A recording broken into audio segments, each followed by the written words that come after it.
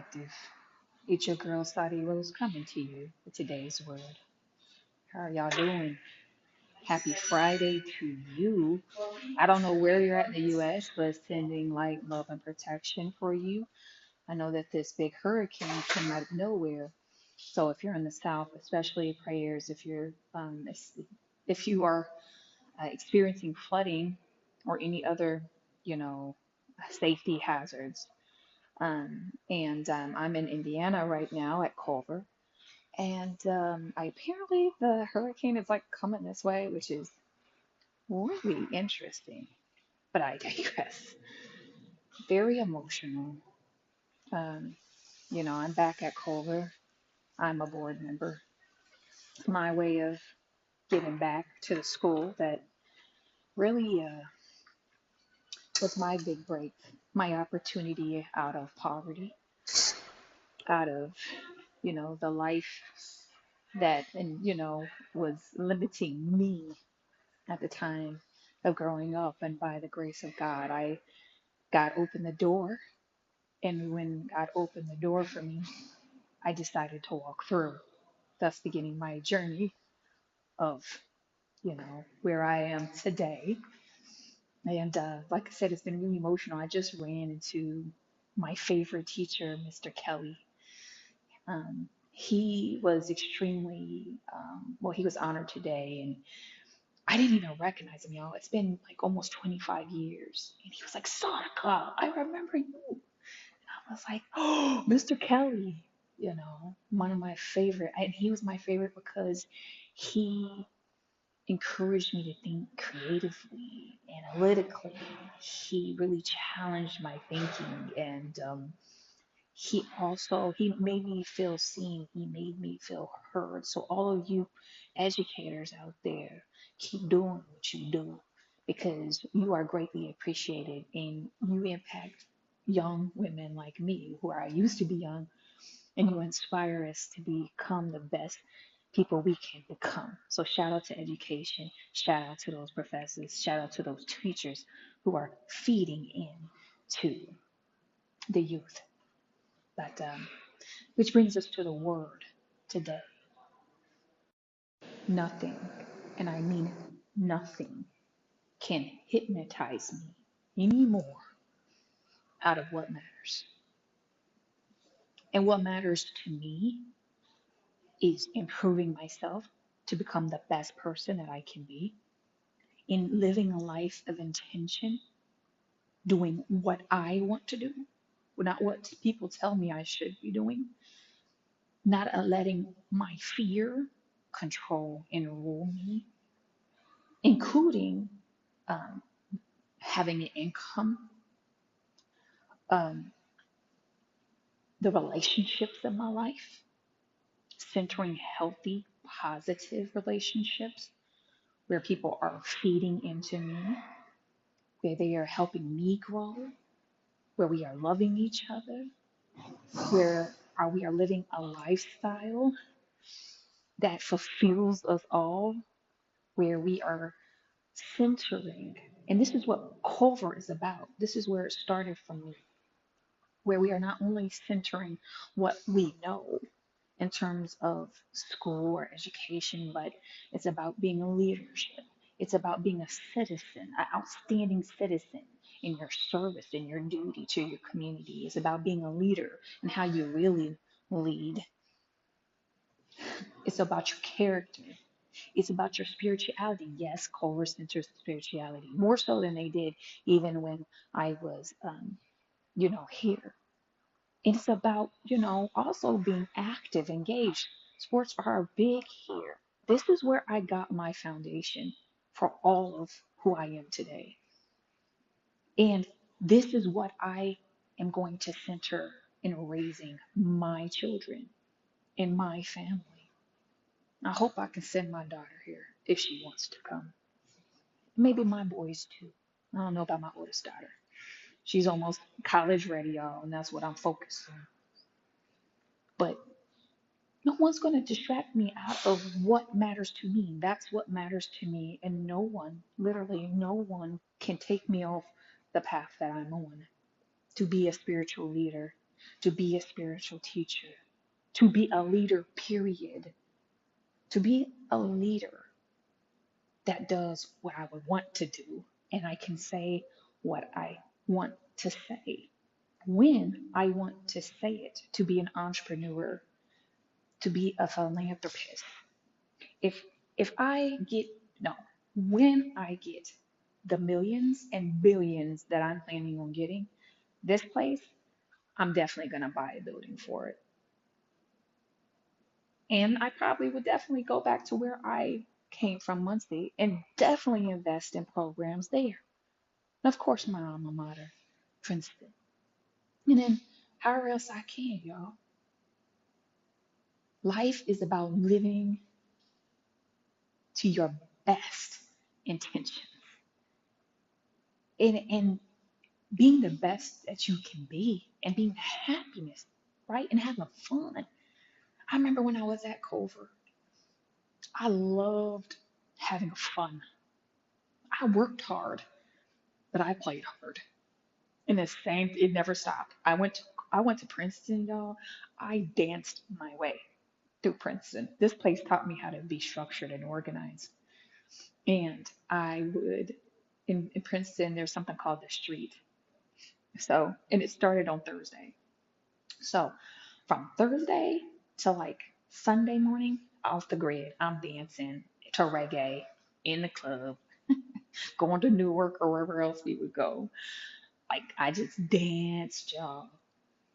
And but Sunday back to Thursday in the day, I was straight business. Of course, when I was writing my junior paper and my senior thesis, I had to stay in more. But all work and no play makes Sadie a dull girl, okay?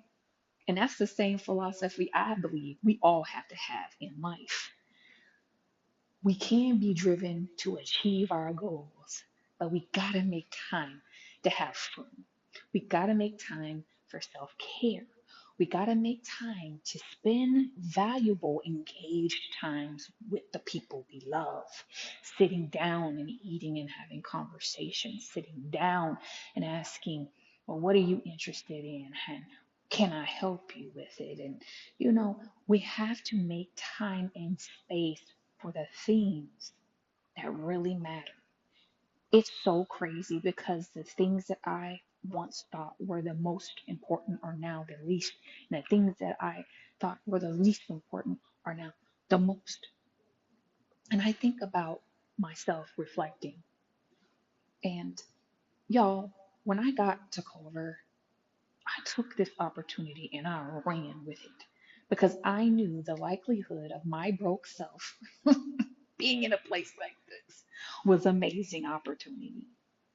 And I wasn't going to mess it up. And so I was razor focused, and that drive is what got me to Princeton. And it was the same thought. I was all in all these rooms and all these places and all these people who were way higher status than me materially, like in terms of material. But in my heart, I knew spiritually, and as a person, I knew I was royalty because God has been with me. And that drive took me to law school at Chicago Kent and has stayed with me. And there was a period of time where I was hypnotized. After law school, when I was working professionally in my last relationship, I got hypnotized. Yeah, I believe that I got hypnotized because when I left home, when I left Muncie to come to Culver, I got so razor focused on doing well here and busting through that door and keeping it open that I never healed from what happened in my childhood. And I never stopped. And like, I feel like I just kept going. And like, I wish I had been in therapy. I wish when I had left Muncie, like, I know now this school offers more like mental health services, but like, I wish that at some point here, I had had enough awareness of the value of having wellness supports is because I would have I would have try to fix or help my mom, like our relationship. And like I was having a thought yesterday about if my 40-year-old, 42-year-old self could go back in time, what would I do? I would go back as my grown self and I would help my mother. I have all these memories from my childhood coming up. She just needed somebody to care about her, to touch her, to love her the way that she needed to. She needed someone to care about her instead of her feeding into everyone. And, you know, it's hard now because she's gone. And, I get emotional thinking about it. But I didn't deal with what happened to me in Muncie. And so by the time I got older, and I was in this new relationship, I had trusted this person. I told him everything about how I was growing up. My mom was disabled and she was very depressed. And I just, I had a lack of people feeding into me, nurturing me, it's almost as if me and my sister didn't exist. I mean, like my older sister, Cindy, was like my mom. She took us to LA with her and she did feed into, but she was living her life as an actress. She couldn't do that. And my dad, we didn't have a good relationship at that point, although he became very important to me later on in my life, became my best friend. I miss mommy and daddy.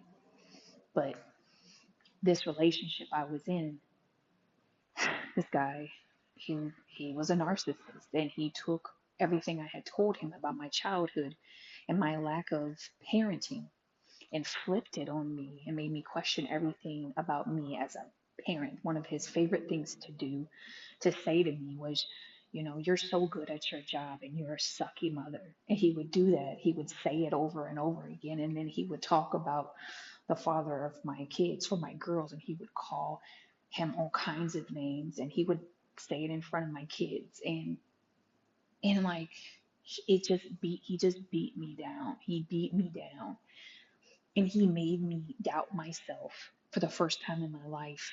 He made my confidence just disappear. And all the confidence I had my entire life, all the determination and drive I had had my entire life.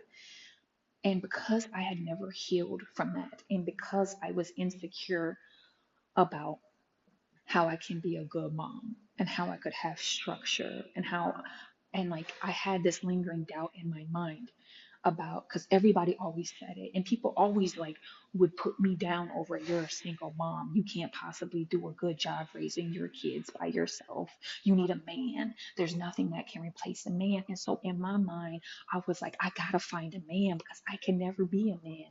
And I like became, but even before I met that guy, I became like kind of desperate just to find a man to do something that everyone was telling me that I couldn't do on my own as a mother, that I needed that man to provide structure. And so when this man at first came into my life, you know, someone I went to school with at Culver, someone who knew the father of my kids, someone who at first accepted us, even though he had done what he had done, committed this crime that was, you know, horrible. He ended up flipping it all on me in our relationship. And I hadn't healed from it. And so the more that he leaned into that, the more I became hypnotized and dazed and lost and confused. And I completely started losing myself, everything about myself that I had always known. I started not liking myself, and even worse, I stopped standing up for myself and I stopped standing up for my children because I started taking on everything he was saying about them, about me doing their hair, about them being mannered, about them doing household chores. And it was true. There, not all of it was true, but like there were things definitely that I could improve. But my thing to him was, why don't you help me improve? Because some certain things I just didn't know, because I didn't know. I raised myself. And instead, he used it to jab me. And now I know it was control. It was about control. It was a way to manipulate me. He would tear me down and then love bomb me and be like, well, I'm here for you. And it was horrible. And I remember feeling so trapped in that relationship. I literally felt like I was in a bird cage and I didn't know how to get out. And it was because by the time years into a relationship that I realized that I was in a trap, I had become so confused and so hypnotized by the programming that he was telling me that I didn't even have the confidence in myself that I could go another route, that I could change my situation, that I could repair the relationship with my daughter. And so, you know, I've said in many other, I've said in many other stories or messages about how I've gotten out that, and I will continue to talk about that because it's fully loaded, y'all. So I did make it out of that situation, and I am back here. Y'all, I'm on it. Like I'm back to my old self again. But I did get lost. And so if you've gotten lost like that, if you're in those situations, I just want to tell you this. The enemy, people have many names for him, moves most through people that you care for. Low frequency energy that is very prevalent on this earth. And this really is spiritual warfare, y'all. It moves through people that are closest to you, especially if you're chosen, especially if you're right in love, because they can't touch you directly as a chosen one, as God protected and anointed. So they have to go through other people to hurt you. And the best thing that they can do to you is make you doubt yourself. That's how they penetrate your defense. And they hope that you will take yourself out, either through the mistakes you make or literally. So if you're going through anything like this and you're in a period where you are hypnotized, this is your message to wake up. Get yourself away from that person. Get away, if it's a person, if it's a job, if you're in a low frequency place where everything seems to be going bad and everyone's getting unalived and all of it is just there's drugs and it's violence, or if you're in a fluent area and everyone seems numb and dead inside and no one really cares for each other, get out. You can do it. My sister Monica says something to me I will always remember, which is nothing's going to change until you decide to change. You have the power to do it. Don't wait for that person to change. You change. And I listened. And that is why I am here today, back to myself. I love y'all. I hope that this message has provided you with the clarity that you need in your life at this moment. And just know that there are people who care for you and that God loves you always, no matter what. Peace.